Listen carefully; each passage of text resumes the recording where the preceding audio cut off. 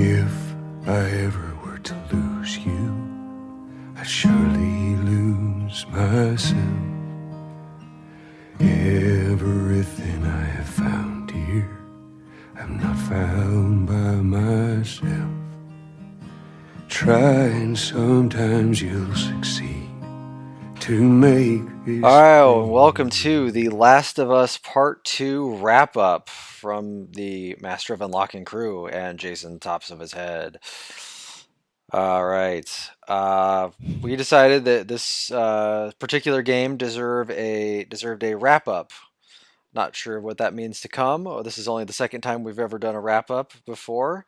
Last time we did this was for Persona 5, but we felt like we had enough to say about this that it deserved its own slot.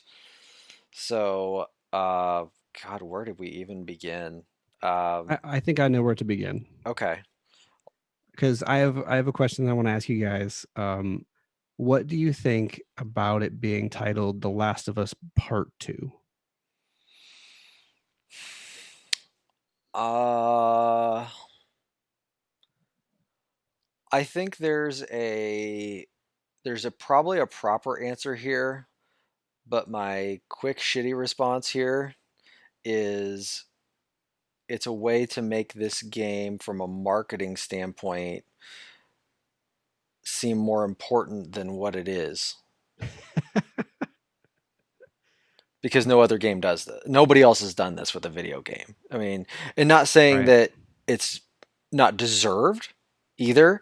I'm just saying I think that somebody in a marketing department might have been like, well, this game, like, people really revere this game. It deserves more than just a Last of Us 2. It's Part 2.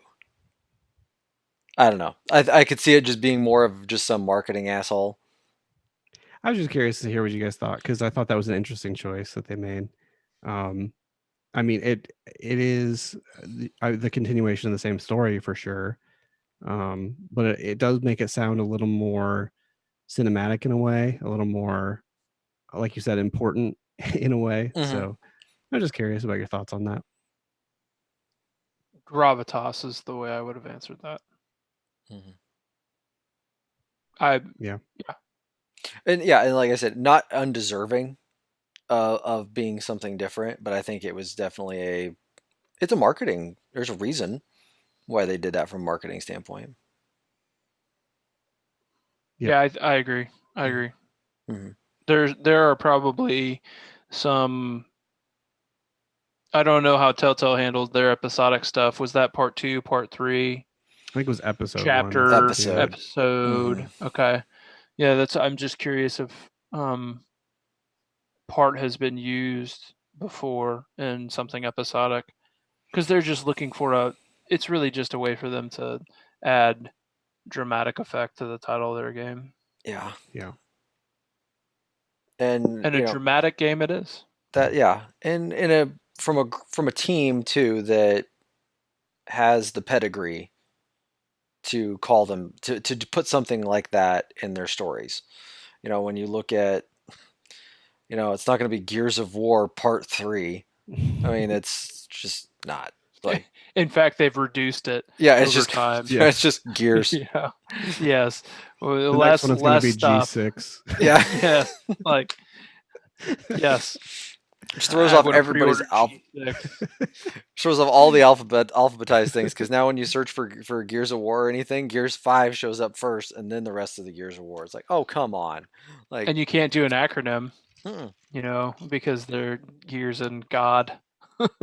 Yeah, your Gears and God of War are the same thing. So, speaking of Gears of War, I should have mentioned this earlier, but I just need to share my Gears of War 1 lanyard that I had broke today. My 2006 Gears of War lanyard. That thing's been kicking for a long time. Man. Yep, bit the dust today. Did you give the proper King's burial? Like, I'm to actually. Ooh. We need to change the subject because I'm about to start getting very emotional. No, this is perfect, Jason. This is the perfect addition to the Master of Unlocking Game of the Year trophy that we're gonna make. Okay. All right. I feel better. I do.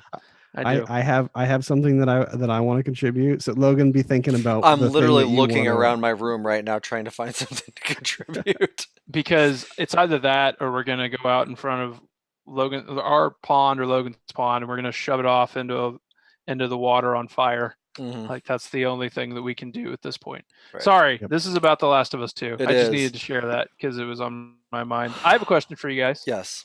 Who's your favorite character in The Last of Us 2?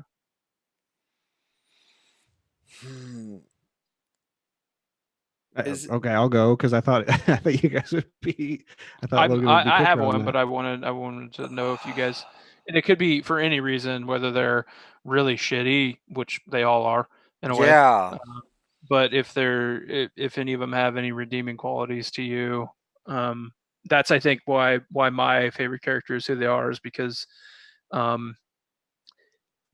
they're, for being such a human game about complex people and a game about relationships, really. Mhm. Like any good TV drama or movie is. My favorite character is, I think, the most human and the least broken out of all of them. Dina. What character is it? Da, da, da, da. You got it, Logan. Did you just say I it? was Yeah. I was going to say Dina as Yeah. well for Yep. me. Yeah, and that's obvious because of the end. Mhm. Spoilers. This is a spoiler Yes, cast. very much so. But you see Dina with her child at the end of the game, Mhm. and her and Ellie are trying to raise that child. In the pre-epilogue, the epilogue. The This epilogue. game ended 6 times, so Yes, yeah, we could talk about the endings. But I think I actually fell in love with her character before that, and it's the journey that she and Ellie go on after they realize that they need to hunt Abby down. And that's my favorite part of the game, and it's not even close because it's this flirtatious, sort of grab ass, teasing, like very early dating relationship, which Mhm. is really weird to see in the world that it's in. So they're so normal in those moments where they're talking to one another and they're undergoing their courtship. And then there's a moment where Ellie asks Dina about her body count, like how many infected have you taken down, and Ellie doesn't really want to answer the question because she's just assuming, because of the brutal journey that her and Joel have been on, that hers is obviously some horrible number. And then Dina's like, well, yeah, I had to take down 29 one time by myself or whatever it was. And Ellie's like, oh. And they kind of tease Dina's past in a really interesting way in those moments where, like, this has been fucked up for everybody and only the strongest has survived. And you have these two early 20s, like, females who are out there just wrecking shop. And I really loved it. And then they go down the trail with Dina and she's not feeling good and they don't tell you why. And she's very tired and they don't tell you why because she's ultimately pregnant. And there's just some moments where she soldiers up and saves Ellie's ass. I just, I think that whole section of the game is just fantastic. I think for me, the moment that sold it for me is is pretty far towards the end. When and it's also probably the most memorable moment in the game for me, when the shovel or the rake or whatever falls over, and Ellie kind of has a nervous breakdown. Oh yes, in the barn. And in the in the barn, yeah, epilogue. yeah. Yeah. And in that moment when Dina comes out and just absolutely handles the situation perfectly with no experience at all, it was just like, okay, you can tell she really cares about these people. She really cares about what's going on, and she knows, like, even without having any experience in the situation, she has the base level understanding to know exactly what to do. And that's the moment that sold it for me. Like, holy cow, she is such a strong character. And throughout, she was the solid piece. I mean, even from the beginning of even when they do a lot of the flashbacks to the night before they left at the bar and everything, or I guess she was always cool as a cucumber the whole time. It was Ellie that got upset. It was Joel that got upset. It was the bar owner that got upset. She was fine. She's just so that it just kind of laid out who she was as a person, and just she just never really going to let anything get to her. So yeah, I think she's a very strong character in the game where everyone else is. She really didn't have the flaws that everybody else had. Her only flaw was that she got pregnant, and if that's a flaw, I mean, it was just this was the situation that she was in. So I really like Jesse too. Speaking of, the father of that child, they break up, and then her and Ellie hook up minutes later.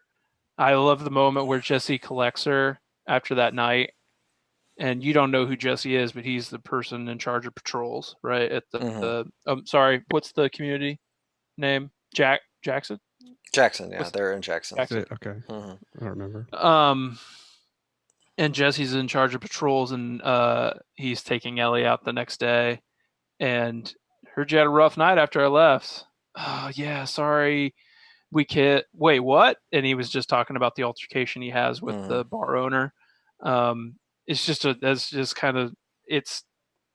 I don't know how this game pulls that stuff off, because that moment means nothing, but it also means everything, because it's two characters naturally talking to one another who are having an awkward moment, and there's so many pitch perfect interactions between characters in this game that could have gone horribly wrong and been contrived and ham-fisted or whatever you want to use. And somehow, it must just be years of making Uncharted games, where they finally nailed the tone. I feel like the way characters interact in this game, whether it be stakes are low, stakes are high, or also it just feels very genuine to me, and I find that amazing.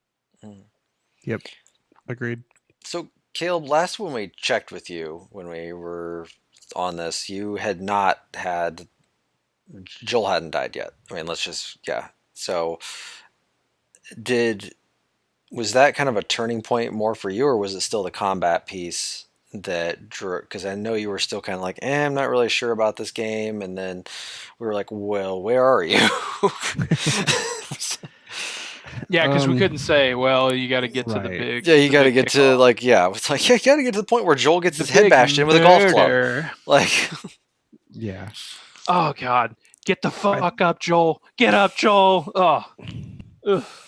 I think, yeah, that was a big moment. I think like Jason was saying, the thing that really drove it the most though was just those, not the cutscenes, but the interactions when you're actually controlling a character.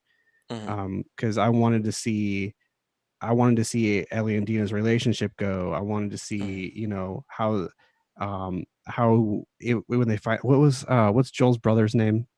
Tommy.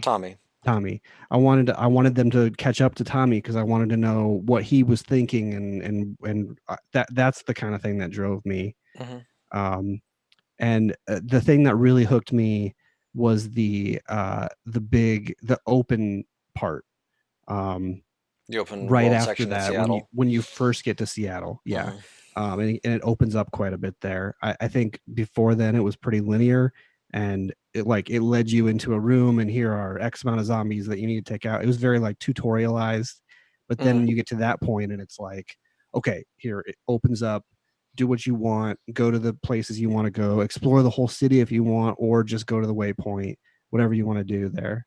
That's the part for me that kind of grabbed me the most. That was really probably one of the only. Was there really any other open areas? Other than that, I felt like there was open areas that were still very linear. Other than that section, not to that extent, yeah. But most of the game is actually pretty open. It is fairly open, because it allows you to kind of really go in room to room and figure out which way you're going to go around stuff. But then ultimately, there was just sections that there's nowhere else to go but this path to move forward. But you could definitely attack the whichever version of the bad guys you were fighting, whether it was the zombies or the other military group, or what was Or Abby's group both. called? The Wolves. Wolves. Yeah. That's right. I've just was blanking on it there for a minute. I couldn't remember what they were. The faction I'm struggling to remember the name of is the faction later on in the game that holds Abby prisoner. You guys remember that faction's Oh, name? I don't, because they were such a minor part. Yeah, there was because that was where Lev and Yara were from, but they broke off from that because there was the No. That's the Seraphites. yeah, but the Seraphites were broke off of the other group, right? Were they? That Yeah, I group at thought the they end of the were. game? Yeah, I thought they were broke off. Oh no, you're talking about the ones at the end of the game, the ones that captured Abby. That was, gosh, they were like an animal name, like the rhinos or something like that.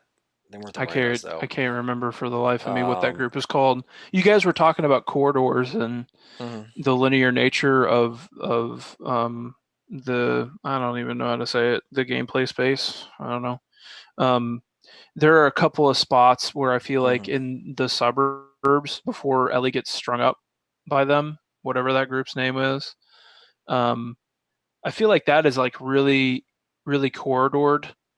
Um, that part struck me as like I would explore here, but it's really obvious that I'm not like I'm running into a wall and a barricade everywhere I go. mhm. But then I feel like right before Ellie catches up to Abby in Seattle, I feel like that area for me was like, especially there's a combat arena in some houses in Seattle Combat where arena. it's like it's just a big pit of combat. Hmm. It's before Jesse shows up and saves your ass. It's right Oh, before okay. there, and there's like 3-level homes, Yeah, and you're in and out of them, and you're in and out of backyards and stuff like that. yeah. And that That's a. area I felt was like masked. I know that there are barricades and walls that I can't go past, Hmm. but as I weaved in and out of those houses, I was like, I feel like the whole world is expanded around me, Yeah, which agreed. And some of that stuff was so like because there'd be areas where yeah you could go and then there would be a barricade or a wall or something there, and you'd just be like why did I'm looking at this from just a design standpoint of just the amount of detail they would put into areas that never got used. right, Like yeah. I was always amazed. Like I'd go back into a corner because this is a resource scavenging game. You have to go and try to find as much resources as you can. And Hmm. yeah, there'd be times I go back there. I'm like, what is this here for? There's nothing back here. Like, Yeah, but It was yeah. it was the Rattlers. the Rattlers, it's rattlesnakes, rattlers. But what was the other group called? Not the Seraphites.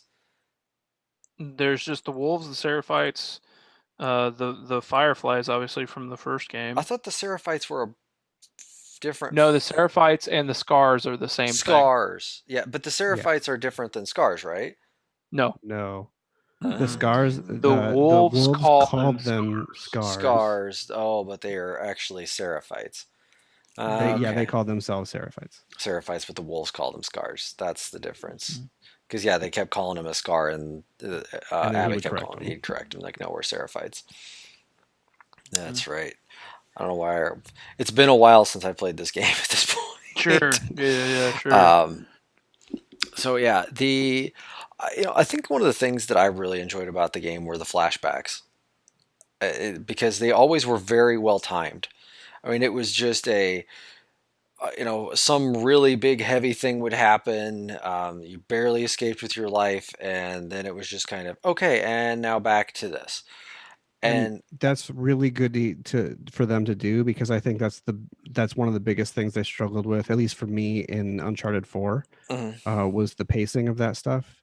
yeah, I thought it was a little Uncharted 4 was a little formulaic with it, and this game was not, but it was paced pretty much perfectly with those. I think you're right. mhm. It really broke up just that heaviness and it always was something a little more lighthearted. And I don't know if it was because it was the first one of those, but the birthday visit to the museum was just, I mean, it was perfect. I mean, all of the little stuff that you did with Joel and putting the hat on him and then going to putting the hat on the dinosaur, it was just it just actually really broke down what their relationship ended up becoming, and what that some of that stuff that you missed in between The Last of Us and The Last of Us Part 2. And then it slowly started to build to then the reveal of, oh hey, this is you killed the doctor that could save humanity for Did me. you guys do the spaceship flight part of that? Yeah. Because that was really cool. That was really cool. Really well done. Is that I have a big list of moments for moment of the year that I want to go over with you guys now a little bit. But where is that at in this game for you guys? Oh, as moment of the game, or like moment? Yeah, that's up there. Is all I'm saying. It when I look back at this game, that's as a non-story beat, like major story beat part of it. That's number one for me. That scene, maybe it's because I have daughters or something like that, but it's just it really humanized them to a degree that nothing else in that game did, other than that. Joel has gone to great lengths there, and I think, Logan, you're right, because I there is a little bit of a parental thing there, where like he's really just trying to do his best and make her birthday special in this really terrible effed up world that they live in. And there's something really, it's like such a good feeling when he nails it. Like he's taking her to the museum, and one of the I'm on a motherfucking dinosaur. like that's great. He gets her into the spaceship, and that's great. But then he has a cassette player that he's found with an actual launch, and he just nails it. And that feels really great to watch. And it feels any other dude, if it was not Naughty Dog, if it was any other developer, they wouldn't even try to do something like that. We can't do this. We're gonna screw it up. Like, this isn't worth doing, because we're gonna just this is beyond us. And it is not just that either, because it's important that we see him nail it in that situation, because he doesn't always nail it. Like, we've seen it there before. We've seen him slip up and make mistakes. So for this to come full circle, and you see both sides of the relationship, and you see why it's such a close attachment, even though they've been through so much, they've been through so many bad times, for them to be a good one is important to see. I don't remember. I feel like I can't remember when that happens, when that flashback is. It's obviously after a really nasty combat. It's right after Dina saves Ellie. Oh, okay. Yeah. There's that moment. There's a couple of Uncharted-esque moments that are like the roller coasters in Uncharted. Yeah. Where you're just along for the ride. That's one of them. This game only has a couple of those. There's one with Dina and one with Jesse that I remember. But it's not like in the car. Yeah. There's not that Uncharted moment where, hey, look, it's a Jeep with a turret. All right. That doesn't really it happens in such a more natural way in The Last of Us. But I remember those two moments were really intense. So it feels good to cool down. And then not only does it cool down, like you guys were saying, but it's really solid. So I think that's the end of day one in Seattle, if I remember right, is how they wrap that up, and then they go, and then after that they go to the movie theater and set up for the night, if I remember right. Since we're talking about Joel and Ellie's relationship, what do you guys think about the way that the original trailer for this game was released, and the red herring that they gave us when Joel is talking to Ellie, and you presume from the trailer that Ellie has lost someone, and she says, "I'm going to kill all of them." She's talking to Joel. Right. I mean, I honestly don't know if I ever even saw that. It was one of the original. That trailer? It was from one of the E3 events. I mean, it was. Yeah. So it was an announcement, and they they show kind of like a green area, and then the crowd freaks out, and then it's Ellie singing, Ashley Johnson singing. Mhm. And so then you recognize Ellie's voice. She's playing guitar and she's on a bed, and it's just a house full of bodies everywhere. And then it's Joel staring at her in a bedroom door and Mhm. saying, "What are you gonna do, kiddo?" And she looks at Joel and says, "I'm gonna kill all of them." And that is how this game was first promoted. Mhm. The first trailer we saw. That is not in this game. That's not what happens. Mhm. It's not even close. But for the people that saw that trailer, like me, we assume that Ellie's going to lose someone. She does, but That was it's Joel. not the person from the trailer who asked her what she was going to do, Mhm. right? So I'm waiting for this moment in the game the entire time. I'm waiting for her to have like Dexter dad, Yeah. Joel. Like I'm waiting for Joel to like she's gonna because there's moments where you like she's got such bad PTSD from everything that Ellie's kind of losing her mind, justifiably so. And Mhm. so I was curious if like she was just gonna like start talking to Joel, like lose it. But instead, there's the beginning of the game where Joel's still alive and she's with Dina, and you lose Dina in the snowstorm, and I'm like, this is it, this is it, this is it. Like, and I am panicked. I'm freaking out because it's snowing. I can't find Dina. The wolves are gonna grab her. She's dead. She's dead. There's nothing I can do about it. She's dead. And so I'm ready. Like I'm ready for it. Like, okay, they're gonna kill Dina. There's gonna be a bloodbath of some sort. Joel's gonna be like, "What are you gonna do?" And then me and Joel are gonna go out and we're gonna save the day.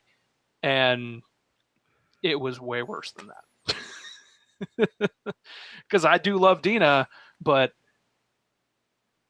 like there goes Joel, and they find a really creative way to not have him leave the game. We were just talking about like he's there throughout the whole game, but Yeah. Much minor role, but it's a very effective minor role. That's for sure. So Logan, you saw the trailer. What do you think about that? Do you like having a game like this? Give us a trailer that doesn't like the Kojima moment of that. this Yeah, game. that's what I was just gonna say. I was like, they Metal Gear Solid 2 to everybody, and I mean through the whole thing. I mean they did the fake trailer, and they spent half the game not playing as Ellie and playing as a different character, which we haven't even talked about yet. I mean, midway through the game, you are just given a gun pointed at Ellie's head and then a black screen, and poof, you're playing as Abby for the next 10 hours. Yeah, you think the game that is that ending one for you guys? Yeah. Oh yeah. Yeah, That's ending one. that's ending, yeah, one, I guess, if you want to call it that. I mean, it's and One of the things that I wanted before I forget, because I just have stuff that I want to make sure I mention. But before I forget, there before you transition to Abby, a couple of major things happen. Obviously, right? They have to happen. So they're hunting Abby, and she kills. I can't remember the character's name. The African American physician from the Wolves. That's the first person that Ellie basically Nora. tortures, right? Yeah, Nora, thank that, you. and yeah, she really took her out. That's a bad way. And it was, yeah, that one was rough. That was a good one. And this is after Dina has stayed, right? She's told Dina to stay, so she comes back and she's messed up over it. Day 2, right? Yeah. So day 2, she's in the hospital. She's looking in the hospital for stuff. So she's by herself because Jesse shows up on day 3. Okay. Wow. All right. So day 2 solo. Then she goes back. Okay. After making Nora talk. Because that's when she told her she was at the aquarium.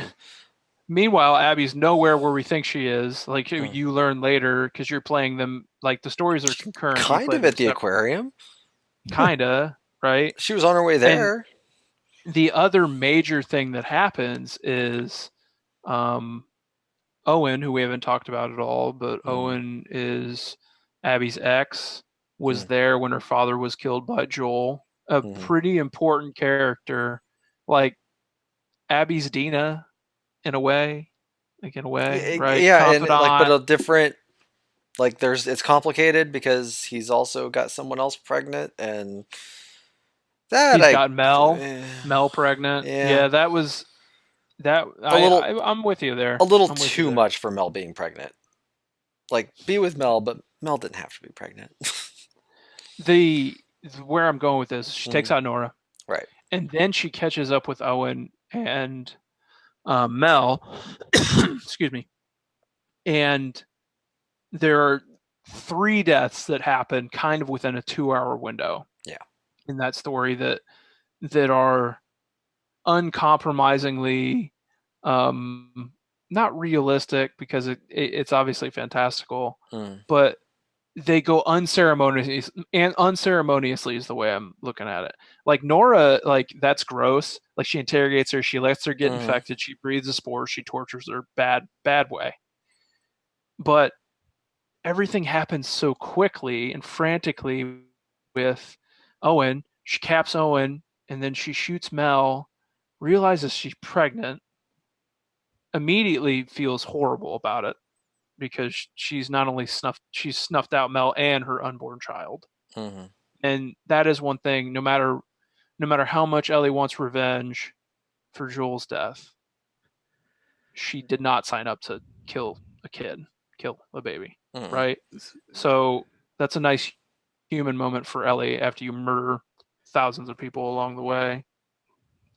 And then Jesse gets killed quickly. Yeah, he's frozen. You're frozen. Oh, rip Jason. Did I lose you guys? Okay, you're back. Yep, okay, yep. like you were frozen talking for a minute. Yeah, so we could still hear everything you said, but your head was frozen. Let me jump in real quick and say there are I really like, and don't get me wrong, I'm nitpicking, but there are 3 points of criticism that I have for this game, and you just brought up one of them.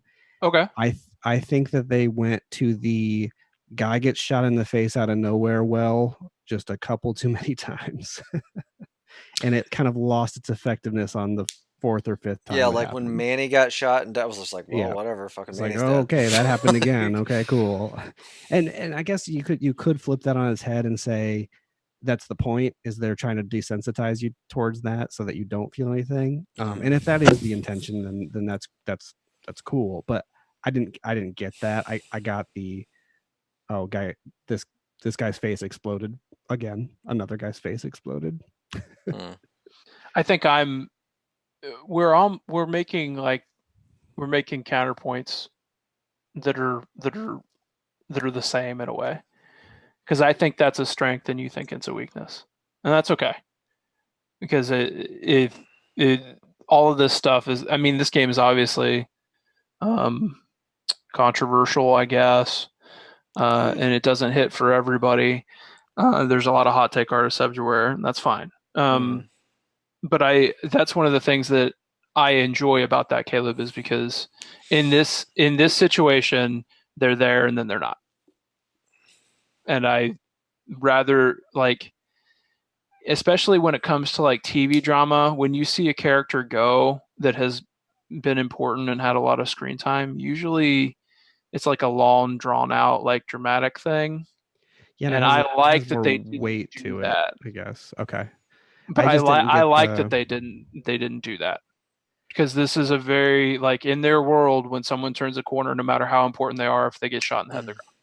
Yeah, I mean, and that makes sense, but it felt, and I think, I don't remember which one of you said, a little unceremonious to me. It just Manny, felt like, I think that was the tipping point. I think was Manny for me. It was like, that happened. Okay, you've done this 4 times already.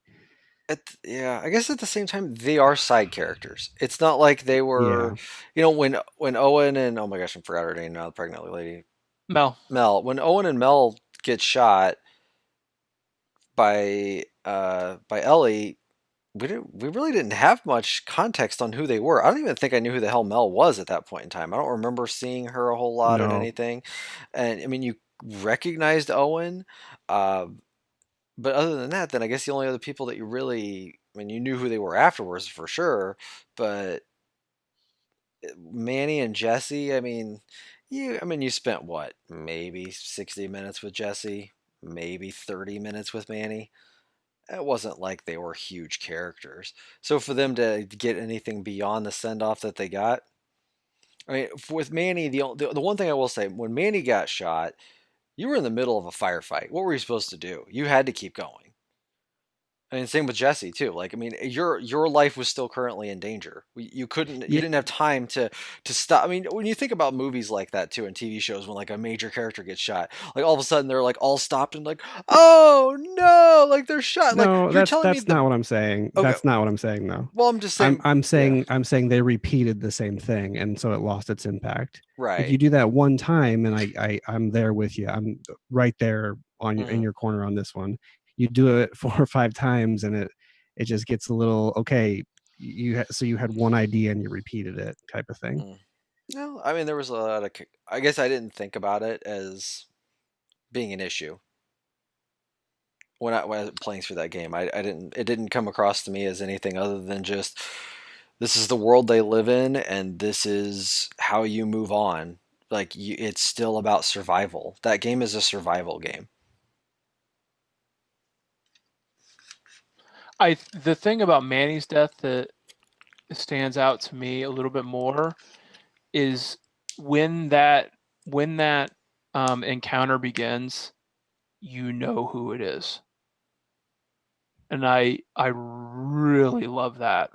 After having a bunch of nameless adversaries mostly throughout the game, all of a sudden, that's not just anyone with a sniper rifle. Yeah, that's Tommy shooting at us.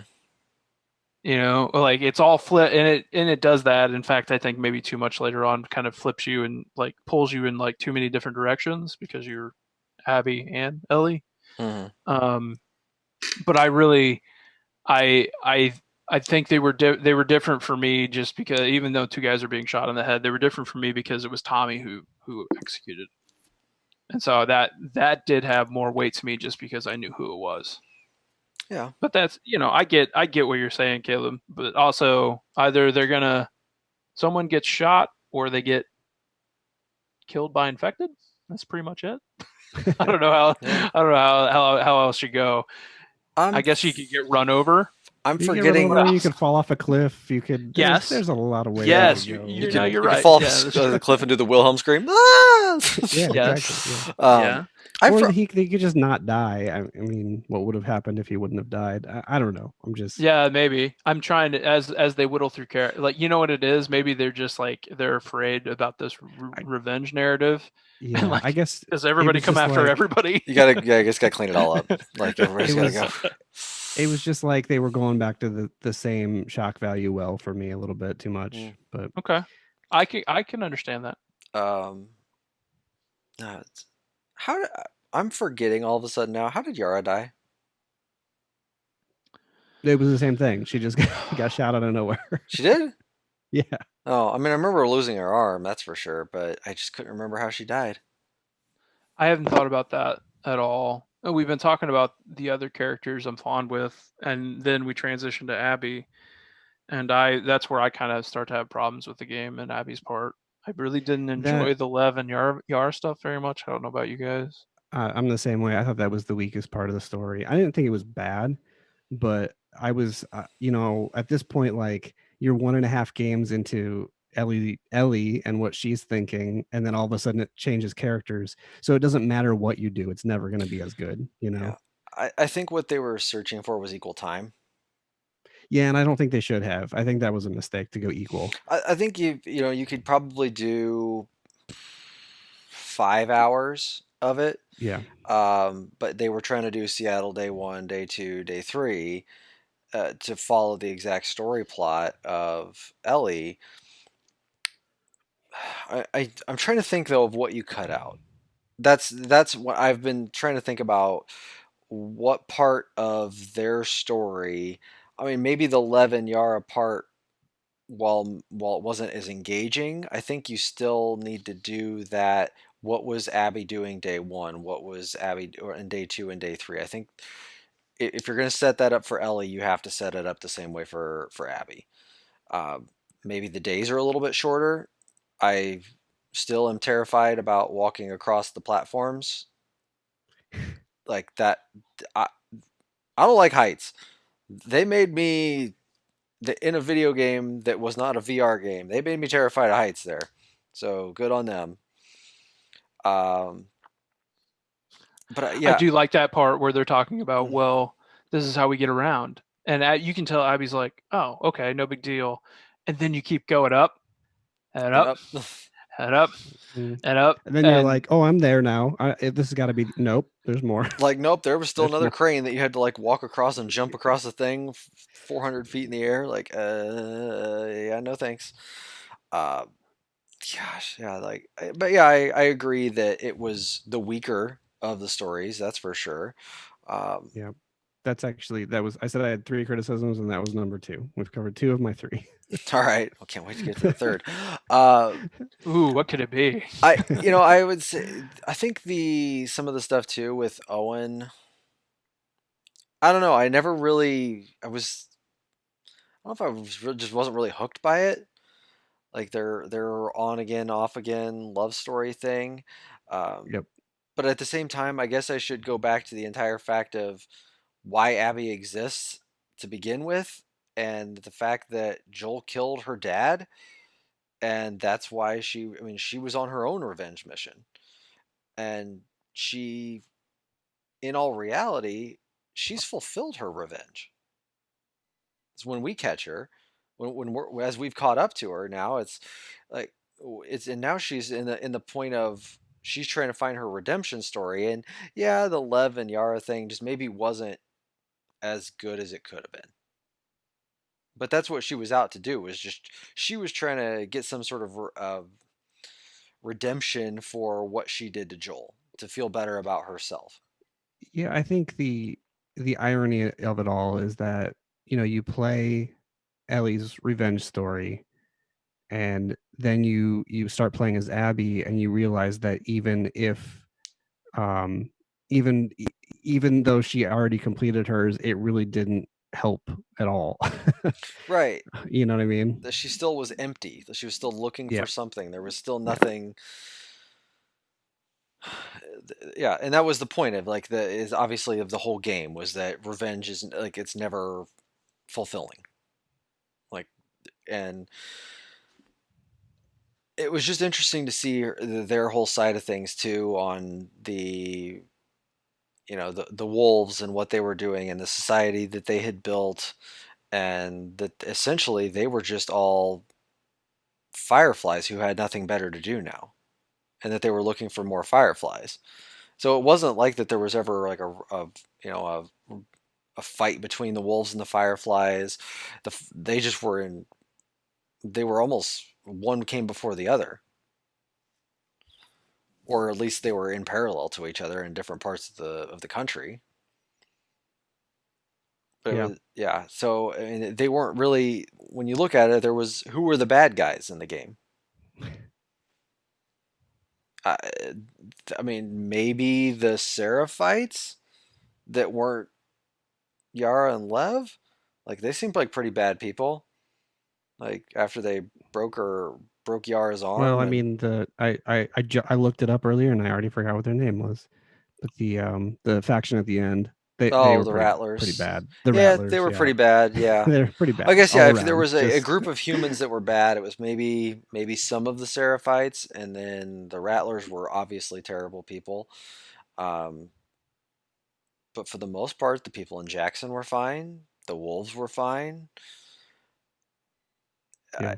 It's just an interesting dynamic that they really didn't make as much as they made the wolves out to be bad people in Ellie's side of the story. Once you got to Abby's side of the story, they were perfectly fine. And I just thought that was a little interesting to see the the two sides of that story and where it ended up going. My other weird. So you've got 3 criticisms. My Yeah. one is the really awkward sex scene between Owen and Abby. It was super awkward. I just wasn't expecting it. It just completely threw me for a loop. I just remember Yeah. texting Jason and was like, "What the hell was that?" Like, just wasn't expecting it.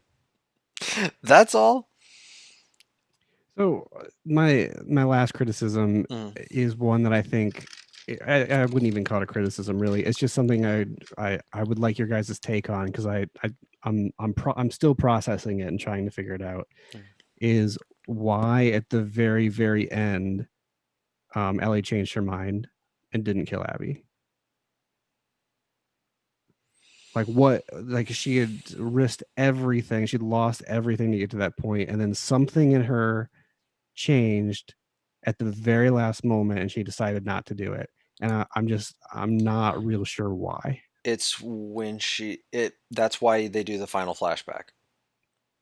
She finally decided before the last time she saw Joel, she ultimately begrudgingly forgave him when they're having that talk on the back porch. He's drinking the coffee, and I think that paralleled her as much as she hated Joel for letting her live and damning society.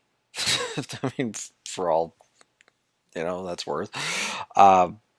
She begrudgingly forgave him. She begrudgingly forgave Abby. I don't now. If they hadn't shown that scene of her with Joel at the end, then I'm sitting here going, "What the hell was that all about?" But that, to me, was the parallel of Okay. It just went along with the rest of the game of how I guess, everything went to a flashback, and this was that flashback of this is why Ellie made the decision she made here, right or wrong. Yeah, I guess it was just that the criticism part of that is that I think it was a little unclear on why that changed. I whichever way, I mean, that's her story. It's not my story. So whichever way it goes, that's the way it goes. But I didn't really understand her motivation in that moment. So that's just kind of my struggle with it. I mean, agreed. You go through all that shit to get there, and then you just end up letting her go. I think there was also probably a part of her that maybe felt bad for her. I mean, she gets there and she's basically a third of the size that she was. She's barely hanging on to begin with, and here you are, unrecognizable almost. And here you are bringing a knife to a fist fight, like that. Is that the first time that Ellie had seen Lev?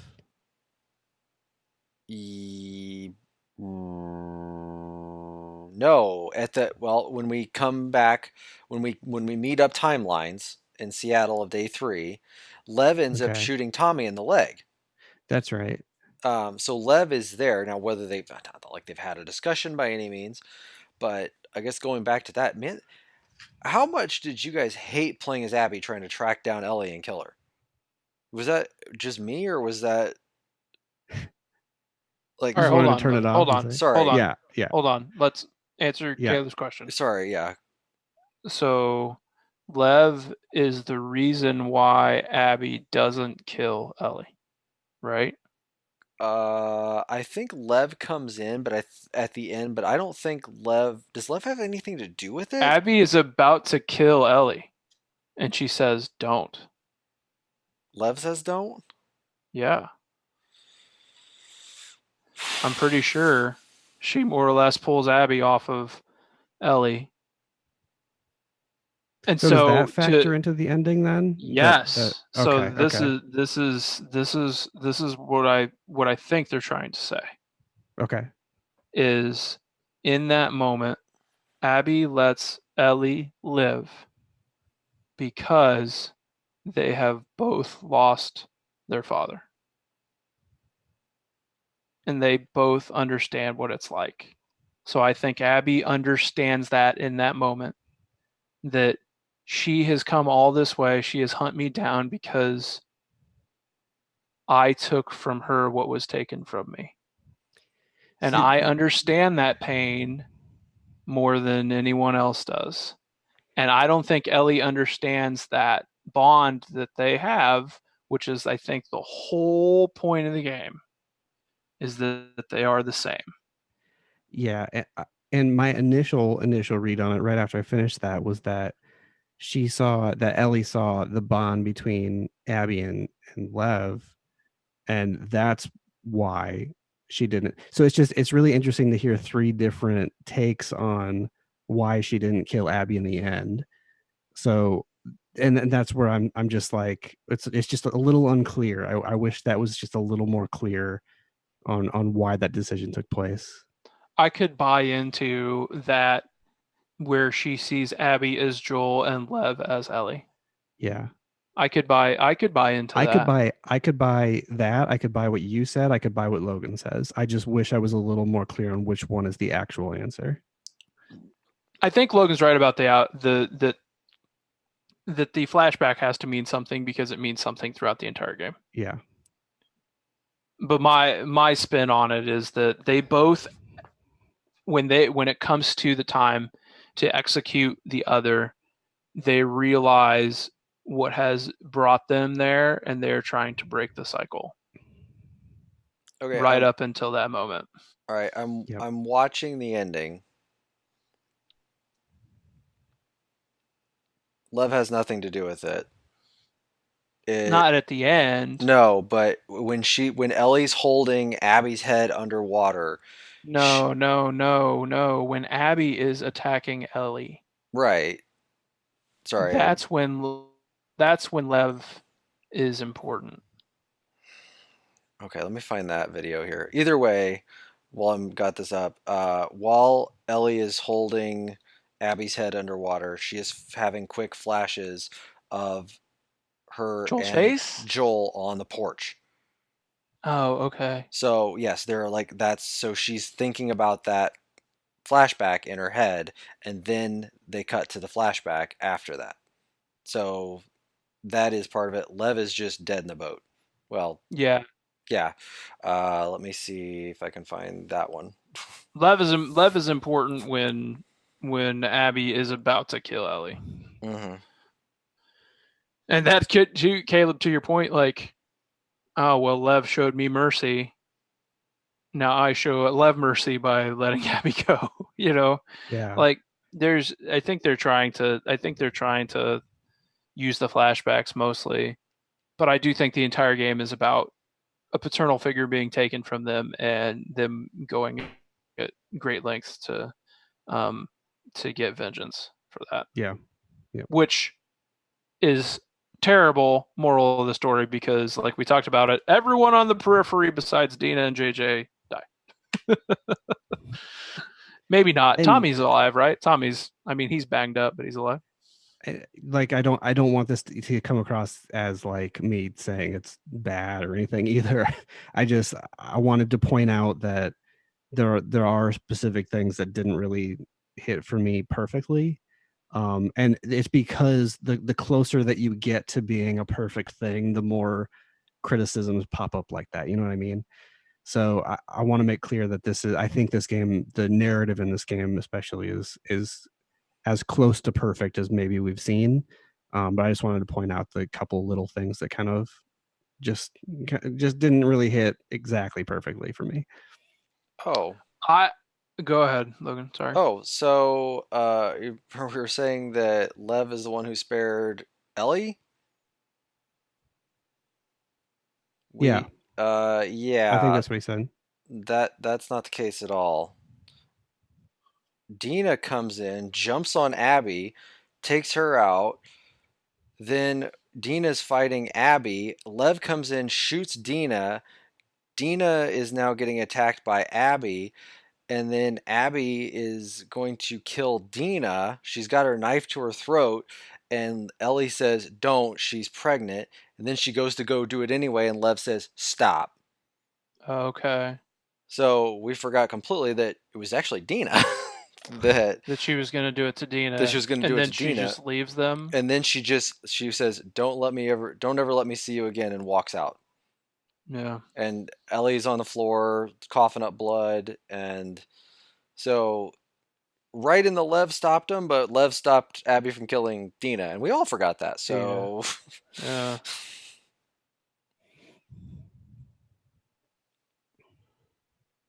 that was a big part of that Um, whole scene. The one thing that I wanted to mention, at the beginning of the game that I thought was a really nice touch. You know how? Do you got here trivia time? Do you remember the start game screen or the title screen from Last of Us 1? Do you remember what it is? The window, yeah, and so There you go, that's how Logan. it ends with the part 2. There's that, and at the beginning of the game when Joel tells Tommy the story about Ellie, they linger. There's a shot after they walk out of the room. They linger on the window in that room, and it's like, it's really, it's interesting because you're like, well, is that the window? Like, have we been heading to this window the whole time? Like, I think it's just an old window. It just happens to be a thing. But it's like very clearly like on purpose. Like, it's the shot stays there and stays there and stays there and stays there. And I thought that's really nice in the way that we may look at, like, if there is a part 3, the way we look at like every boat, and be like, what does this mean? Is that a boat? You know, like it's a special boat. Can there be a part 3? There can be a part 3. Can there? Did we think there was going to be a part 2? I could, yeah. I think everybody in the world expected there to be a sequel to this game, but now knowing what characters are left and who we care about, I don't. Well, they introduced Abby, and that was So here's. I don't care. I don't really care. Like, I don't care what happens to Abby. Really, maybe that's callous, but I mean, I guess it shows they can introduce a character. To the game. But yeah, it's just like we got PTSD Ellie, and that's about all that's left. I mean, the only thing that's open is if she tries to find Dina, but Dina doesn't want to be found. Right. Because she really didn't say where she went, but you just have to assume she went back to Jackson.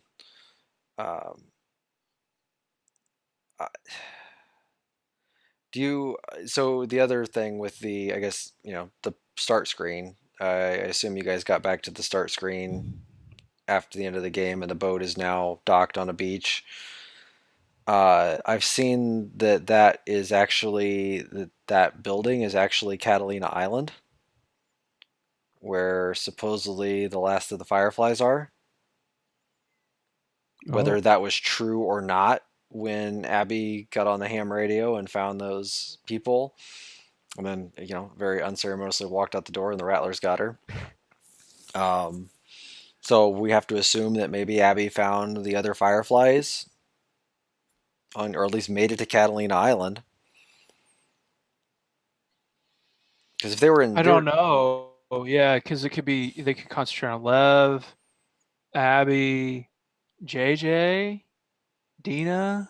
Yeah, I mean, that's a long way to go for JJ. Go.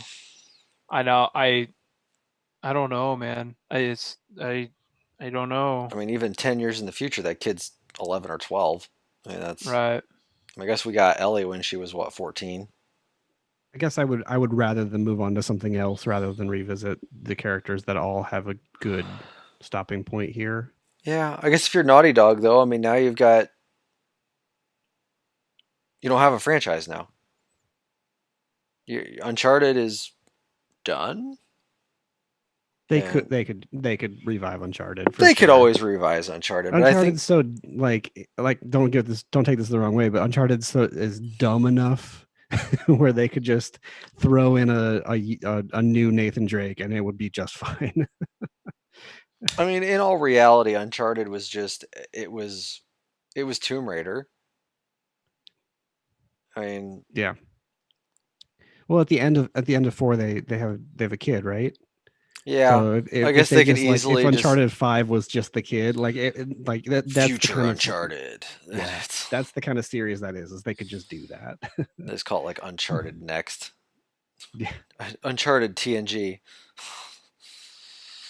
But anyway, Back to Last of Us. Back to Last of Us, yeah. Trying to think of other things of that game. Were there other moments, Jason, you had? Yeah, that... I've got a few. Did you guys play the cover of Take on Me? Yep. I think Yeah, that's the. I really Were there other love ones, that. other guitars around? Because I think I missed. I think that's the only one I found. I feel like I only found one or two. Yeah. There's the main one everybody seems to find is the one in the theater. The guitar practice in the theater. Yeah. Mhm. Okay. There's yep, there is that. that one. Yeah, that one's there. But that I one's pretty thought hard to miss. that's part of the like the a lot of my moments are. We talked about this a lot, but they're so focused on Ellie, and I don't like.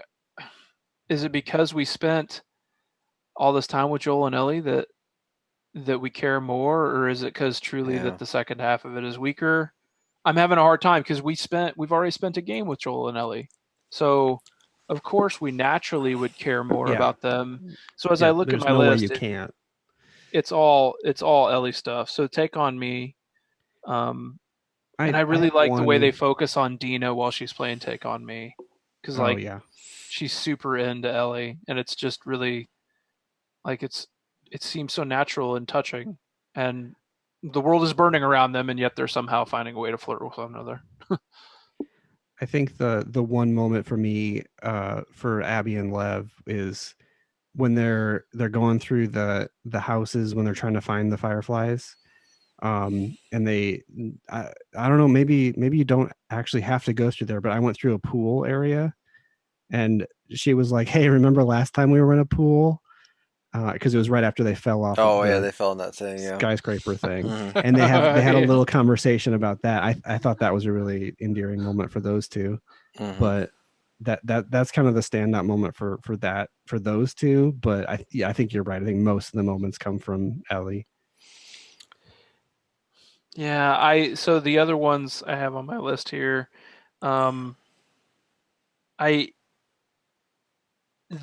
Dina tells her she's pregnant, I think is noteworthy, because like Ellie's she's coming to terms with who she is and how to be honest with everybody about it and whatever. I don't have anything to say about that as a straight white dude. But the performance in that moment, Ashley Johnson's facial capture is great, because you can tell like she's like, well, fuck, this is over, and Jesse's alive at that point. Like he has been offed, so like you can tell just by facial animations alone that like she's disappointed to hear this, and she thinks that they're more or less done. And Dina doesn't feel that way, but Ellie thinks they're done. Which goes back to Dina being confident and always just that like she's the best, man. I love Dina. She's the best. And then on that note, when Jesse shows up, you can once again non-verbally see Ellie be crushed, because she's less excited for the help and more disappointed that the father of Dina's child is there. There's probably, and the way I look at it is it's probably a navigating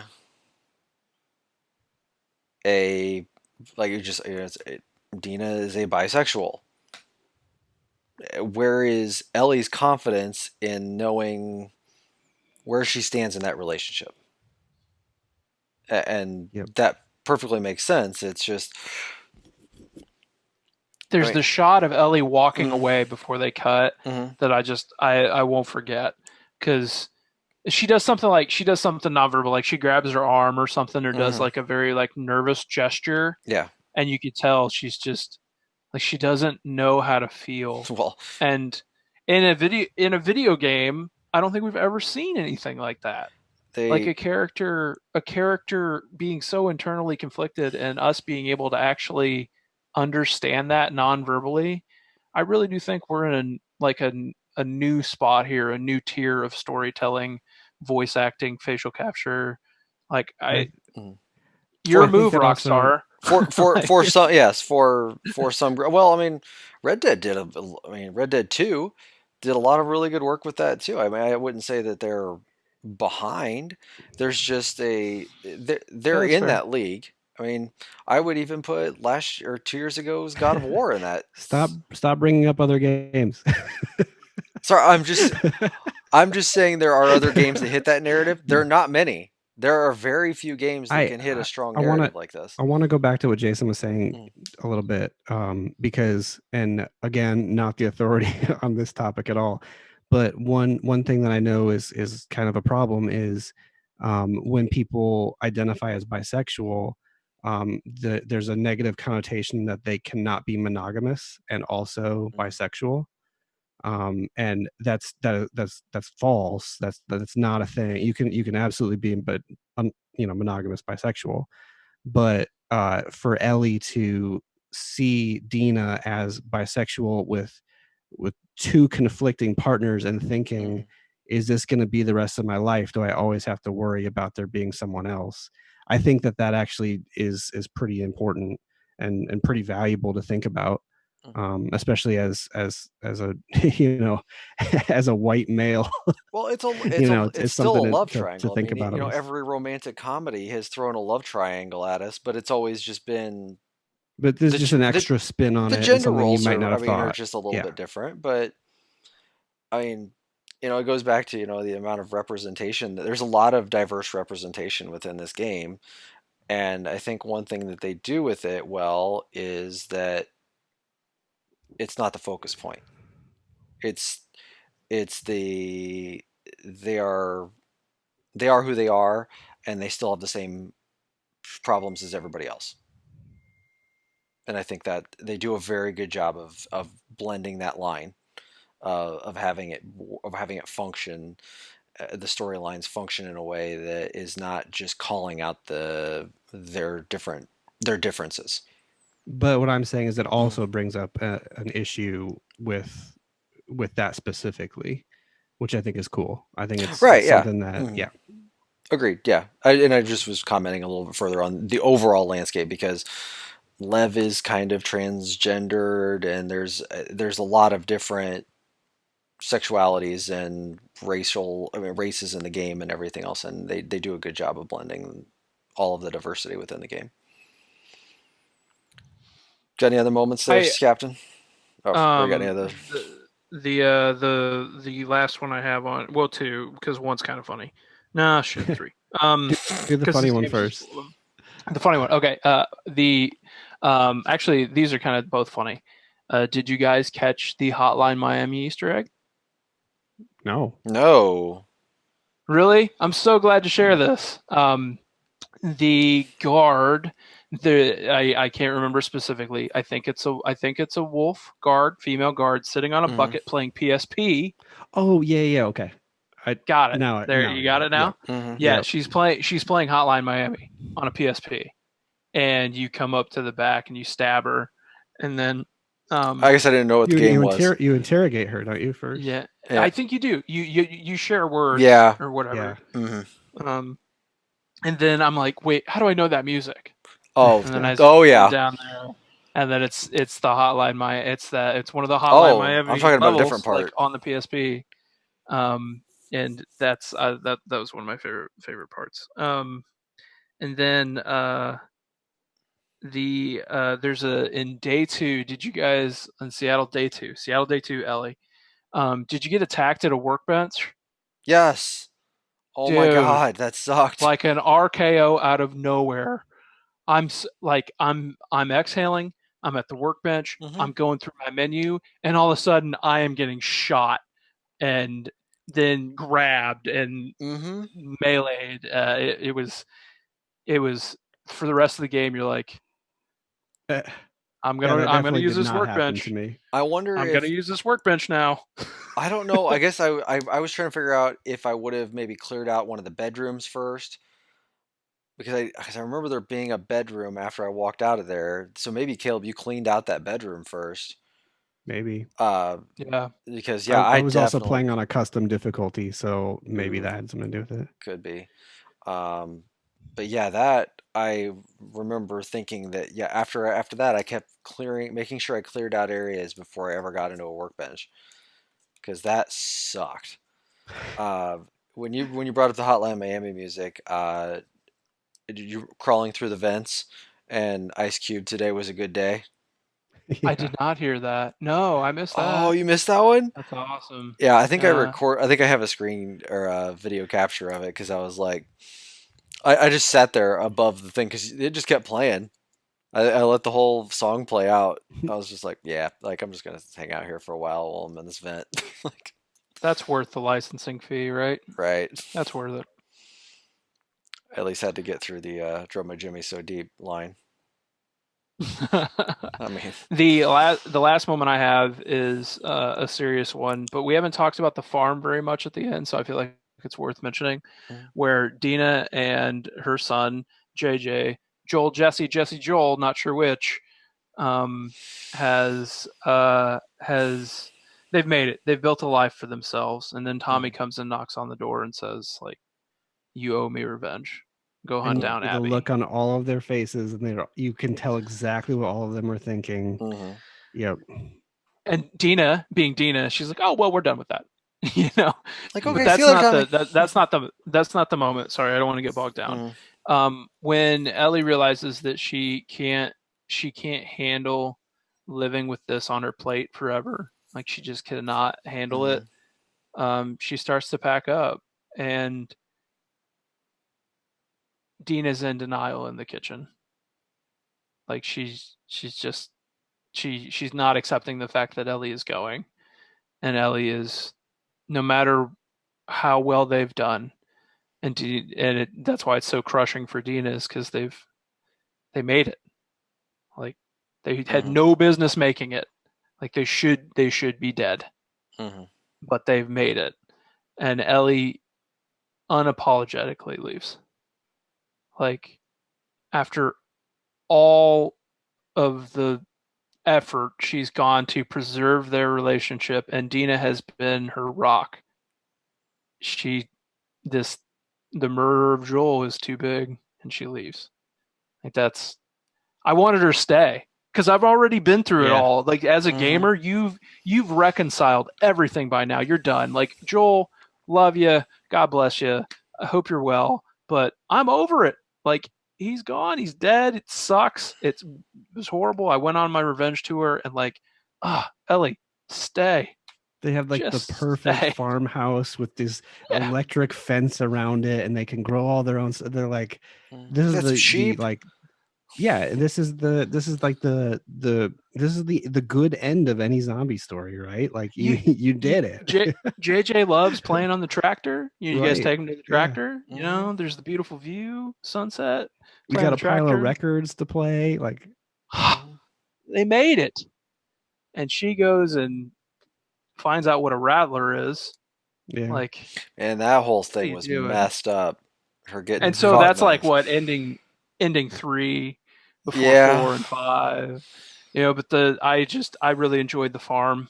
I thought it was good, and in typical Last of Us fashion, like, no. Well, and here comes the kitchen. Yeah, they took 20 minutes to show you how good a life they had. You know, you were playing some music, dancing in the kitchen, like. Yeah, I mentioned it before, but I think the most impactful moment for me was that the PTSD scene in the barn. Yeah. That I don't like. I have not experienced PTSD, so I can't tell you if that's accurate or not. But it really hit me hard. It was just the culmination of realizing that this girl has actually been through so much, and to see her like do that. Have Dina come and support her, the baby is involved, the baby is crying, like all that stuff all at the same time, just it really impacted me pretty hard in that moment. And it's clear maybe I'm taking too much liberty, but it's clear to me in that moment, like, because JJ stays and she doesn't run off with JJ, like, nope, everybody here, we are one unit. We will get through this together, all together. That's why the kitchen for me, Caleb, is so hard. Yeah. Like, Dina's done everything for Ellie, and it should be over. And maybe that's shitty for Tommy's character, but like, dude, Tommy, you're alive. Like, you shouldn't have got out of there either. Like, Well, and just he even says like, "Well, I can't be the one to go. Somebody's got to do it." Like, oh man, I was you're with right, you yeah. up until you And said his that. yeah, sure. And his marriage is falling apart. You find out too. Like, Yeah. not only can I barely survive or live a normal life, Ellie, but also like I don't have anyone in my life. So you want to help me out? It's just Mhm. but that's not why she goes, right? She goes because she's haunted by this thing. Yeah, she goes. She feels like she owes it. She feels like it's a debt to Joel that she owes. Yep. That's it. That's it for moments. Yeah, I can't really think of anything else. But yeah, I wrote them down while I played it just because I don't know. I'm just really That's kind of the I can't thing believe the quality of this game. for me. I purposely did not write down any moments because I wanted the most important moments to be the ones that stuck with me. So and we've talked about all of those. So yeah. Do you guys think there'll be a part 3? I didn't even think we'd have that conversation tonight, but I don't know if I want one. I don't want 3. I don't want a 3 either, but we're probably going to end Okay. up with 1. I think it just goes back to what do they have in the hopper? I mean, who's really going to finance this? I mean, Naughty Dog is a division of Sony. I guess you do have to kind of trust them a little bit too, though, because like we didn't really need part 2, but it turned out excellent, you know. Yeah, and that's so maybe they could do something good with the part 3. I don't know. We didn't need an Uncharted 4, and I liked Uncharted 4 a lot. And Caleb, I know you're more indifferent on that, but yeah, I was a little more mixed on that, but yeah, it like Last of Us, I think, is long. You know, Last of Us never felt long though to me. Yeah, I don't know. You think it's over, but Uncharted felt long, but Last of Us did not. Yeah, I think it's the pacing stuff you were talking about. Yeah, and that, like I said, when someone says like, "Oh, Abby's part's too long," if you told me to cut part of it, I don't know what part I would cut, other than rewriting the whole thing. Yeah. So I don't have a good answer for that. Even though I suggest it, I don't know what the solution is. Yeah, I think that the only other solution is to rewrite the whole thing as something completely different. But I'm really glad that they put the Abby part in there. I mean, if you're comparing this to Metal Gear and the Raiden stuff, all I needed to hear was just Raiden dying, and then I was good. Raiden, Raiden. But this, I felt I needed Abby's story. Have you guys seen or read any of the negative criticism about this game? Because I know there's a lot out there. I've read some, and I don't get it.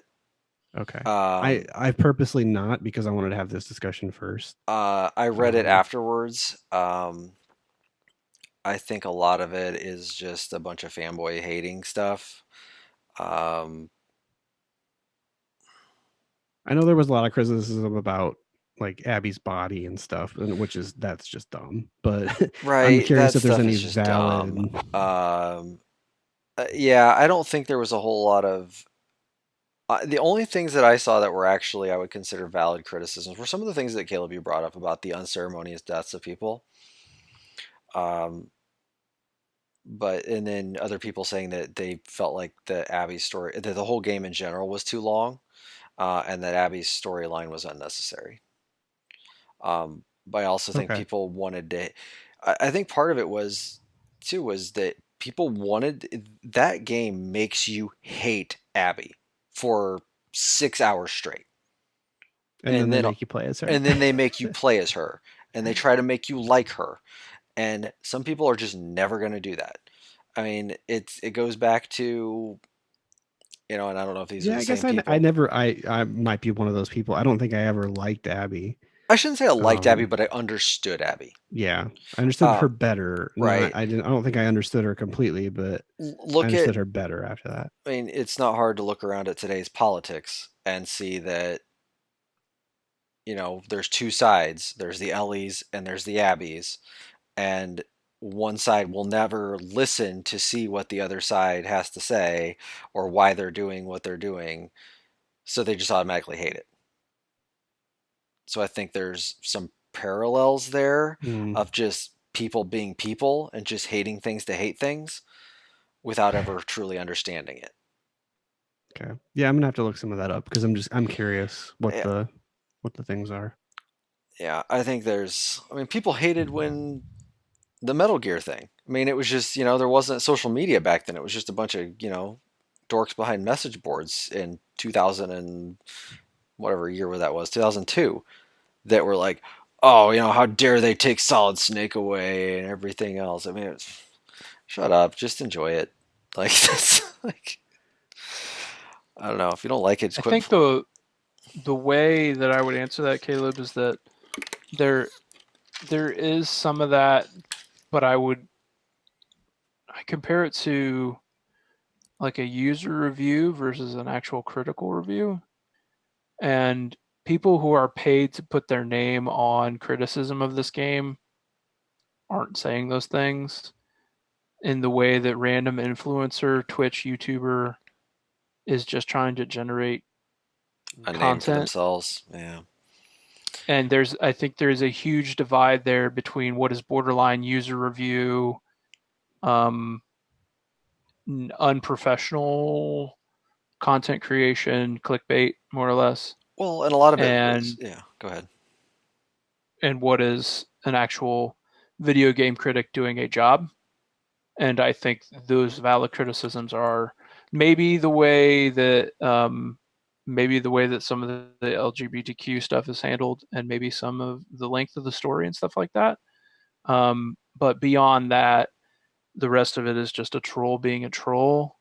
Mm-hmm. And everybody and their dog played this game, so like they're gonna get clicks. You know what I mean? Like, right. Title this video, Logan. Title it "We Hate Last of Us 2," and I guarantee we get 5 opens. All right. No, instead of 2. I don't care if it means costing us views. I'm joking. Just never do a clickbait. That would be great. We never do. I mean, it's. I know. I think that we're legitimizing some of that actually a little bit right now with The Last of Us because it's such a huge thing and everyone's playing it. Mm-hmm. I think there's more troll crap than there is actual real valid criticism of the game. Beyond, I think we've talked about the valid points, but beyond that, or the things within the realm of our understanding, mm-hmm. we are able to critique. But I think beyond that, it's just like I'm YouTube dude, and this is what I do. Well, and I think a lot of that. Well, no one cares what you think, pal. Congratulations. Well, and I think a lot of that, what you're talking about with the clickbait stuff, stems back to the leaks of the game. Because when the leaks started coming out, I avoided all that stuff because I didn't want to know anything. Yeah. But the leaks were all the stuff about Joel dying and you playing half the game as Abby. So I saw one tweet and like I didn't know what to believe, and now thinking back, I had totally forgotten about it until just now. But it said Ellie is transgender and you play half the game as someone else, and I'm like, that's the leak. So I think the leaker there might have gotten a little confused on stuff too.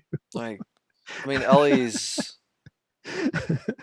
not transgendered, but you do play half the game as someone else. Yeah. But I think that's probably they might have gotten their wires crossed. So I think that's where the hate came from, was more of I don't want to play this game as somebody but Ellie and Joel. And so it just automatically came out as hate before anyone even touched it. And so people started bombing user reviews, because obviously user reviews which doesn't make any sense that you can place a user review before the game even comes out.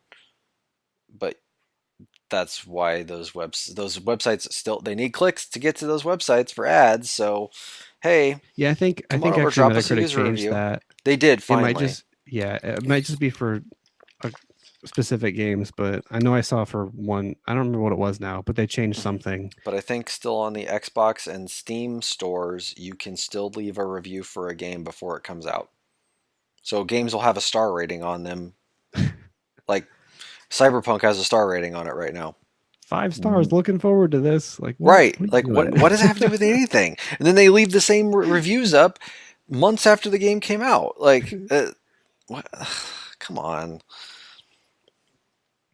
There should And be I don't some. want to like we are that voice more or less. Like we are just a group of friends talking about video Mhm. games. So, I'm not trying to sound like a snob, but I don't like there is a certain amount of legitimacy you look for when you're reading about a game, and I feel like some of the sources on that stuff are like, you're loud, internet, be quiet.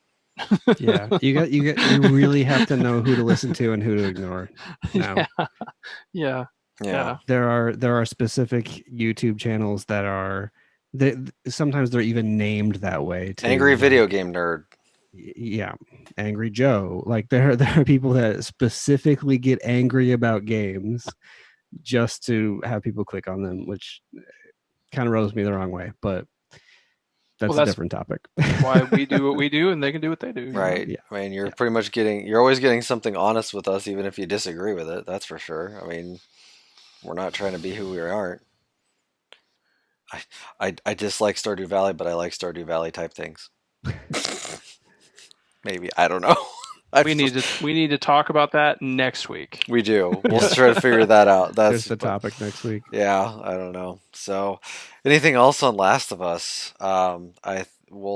Obviously, I think we have a lot of great things to say about this game, but we have critiques as well. But I think their critiques are because we like it so much. Yeah. Agreed. Thank you guys for doing this with me, because later on when we talk about many other video games at the end of the year, I needed to go through this therapy session. So rather than spend, I don't know how long we've talked, Logan. About an hour. Okay. Yeah. So, Yeah. but rather than spend an hour on it during our deliberations at the end of the year, we kind of worked through it the way we did with Persona. Mm-hmm. Huh. What was their game of the year that year? Anyway. Don't say it. Don't. Hey, we still got Cyberpunk coming out, so things Isn't could that have crazy? A giant wrench in it. But it's been a while. It's like such a top heavy year. It's great. This has been, there's a lot of big hitters this year. So 1 through 5 looking real solid. 6 through 10, sorry, like it's gonna be a weird 6 through 10 this year.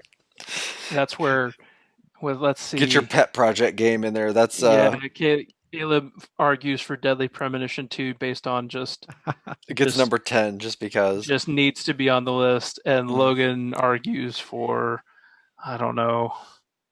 I had a game in my head and I lost it. Something that came out this year that's weird. I was I don't know. Logan comes out firing with Ori as his number one game. Yes, that's what it was actually. Oh. That's what it's gonna be. That's where Logan really is like, where do we slot Ori? Because here I'm coming with Ori. Here we go. Probably number 5. That's what it was. But you do realize there is a Kingdom Hearts game coming out this year, right? I was gonna say, what's the equivalent of a mobile Kingdom Hearts game? It's called Kingdom Hearts Melody of Memory. It'll be out November 13th. Game of the year. Game of the year. That is very true. So fine, you win. Game of the year. I know. All right, we can do Game of the Year.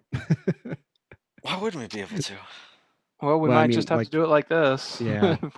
I mean, doing it, we'll do it. Just how we do it and how it sounds may be different, but we'll figure it out.